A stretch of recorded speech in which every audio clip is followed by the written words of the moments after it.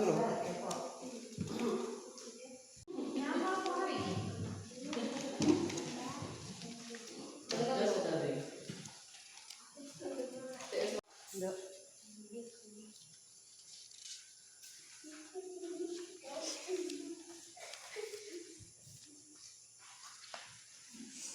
Pernah Pak Gandhi dengan Bu Istiqomah nomor 2. Yang lain? Ya? Pak Alam juga 2. Kedisiplinan itu kita mau lakukan lewat kegiatan apa gitu maksudnya. Yang anak-anak dengan kegiatan itu nantinya dia akan menjadi anak yang disiplin gitu. Dan akhirnya bahwasanya siswa ini setelah lulus harus saya kerja, maksudnya begitu. Jadi jangan kebanyakan kita kan banyak konflik dengan orang tua, dengan siswa karena tidak adanya komunikasi antara orang tua, antara sekolah dengan orang tua, sekolah dengan siswa. Nah, pada itu saya melihat tadi nomor 2, kedisiplinan ini sebaiknya diterapkan di semua lini. Maksudnya tidak hanya dalam satu fokus saja.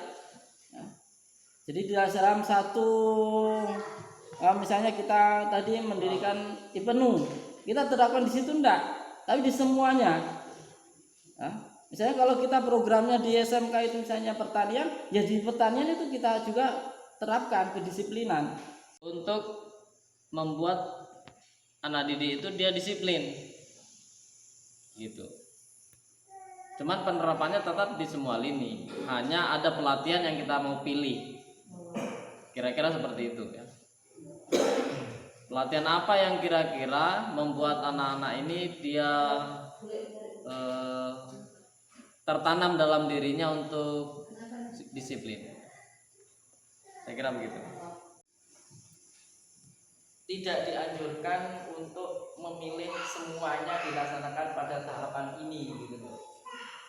Jadi amanah ini di antara 1 dengan 6 itu suruh pilih salah satu yang lebih bisa mengena ke anak-anak gitu. Yang hasilnya nanti anak-anak bisa disiplin di semuanya, mengerti tentang budaya kerja. Seperti contohnya Pak Sapa yang ada usaha tahunya, supaya Pak Sapa tidak selamanya nyetak tahu sendiri. Kan sekarang ini tidak bisa menerima karyawan karena Pak Sapa belum bisa menyampaikan kepada orang lain atau anak-anak bahwa kamu itu harus begini supaya saya bisa terima sebagai karyawanku. Kan belum pernah ada penyampaian yang bagaimana ya, yang formal itu belum ada gitu. Seperti ini Pak Padil, sekarang dia pegang usaha budidaya jamur, tapi kan belum bisa menerima karyawan dari anak-anak karena mungkin pikirannya anak-anak suruh kerja belum bisa atau belum bisa seperti saya.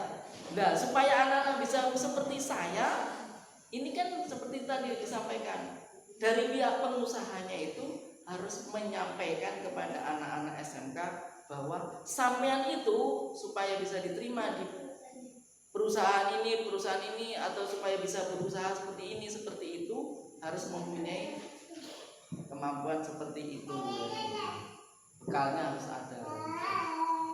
Ada lagi di sini juga pengusaha budidaya ayam potong gitu ya. Ada yang usaha jahitan, mesin cutting, ini mau terima orderan atau mau terima karyawan juga.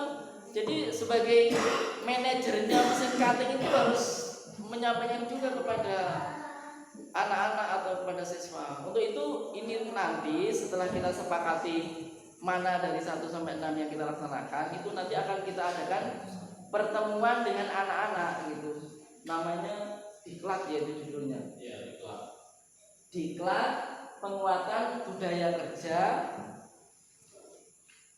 peserta didik dan tenaga kependidikan. Jadi pesertanya itu nanti ada dari anak-anak, ada dari kita juga, kemudian yang menyampaikan sebagai narasumbernya itu selain instruktur yang dua ini nanti dari Iduka itu gitu. Iduka kita ini yang bicara, misalnya Pak Sapa bicara mengenai kriteria kalau mau masuk ke perusahaan saya, Pak Fadil kalau masuk ke perusahaan saya, Pak Gandhi demikian, Pak itu Bu Maratul Kiptia atau yang bagian usaha catering kalau ingin jadi karyawan saya harus begini. Itu masing-masing harus menyiapkan bahan gitu mereka gitu. Sehingga anak-anak itu tahu padahal maunya pengusaha itu seperti ini gitu. Akhirnya yang terjadi kan tadi katanya Pak Wikan tadi, link and match gitu ya.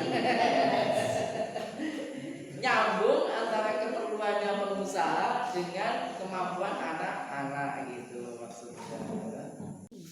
SMK